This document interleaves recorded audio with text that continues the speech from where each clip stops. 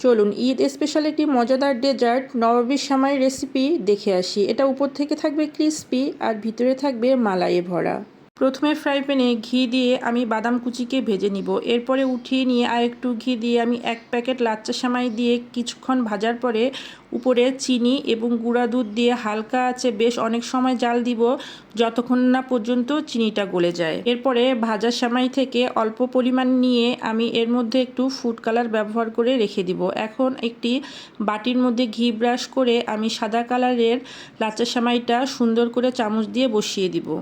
এখন তৈরি করব মালাই। এজন্য আগে থেকে জাল দেওয়া ঘন দুধের মধ্যে আমি কর্নফ্লাওয়ার ও কাস্টার্ড পাউডার ঠান্ডা পানির মধ্যে গুলিয়ে দিয়ে দিব। এরপরে দিয়ে দিব পাউডার মিল্ক এবং ডানো ক্রিম। তারপরে দিব কনডেন্স মিল্ক, একটু চিনি, বিভিন্ন ধরনের বাদাম কুচি ও ঘি। চুলার আঁচ কমিয়ে রেখে বারবার নাড়াচাড়া করে মিশ্রণটা রেডি করতে হবে। যখন শেষ পর্যায়ে খুব বেশি ভারীও থাকবে না আবার পাতলাও হবে না, তখন একটু ঘি দিয়ে নামিয়ে রাখবো। এরপরে সেট করা সেমাইয়ের উপরে হালকা কুসুম অবস্থায় সেই মালাইটা দিয়ে দিব একদম বেশি করে। এখন প্রথমে সাদা লাচ্চা সেমাই এবং পরে অরেঞ্জ কালারের লাচ্চা সেমাইটা দিয়ে ভালোভাবে সেট করার পরে আমি উপর থেকে একটু বাদাম কুচি দিয়ে 3-4 ঘন্টা ফ্রিজে রেখে ঠান্ডা ঠান্ডা পরিবেশন করেছিলাম।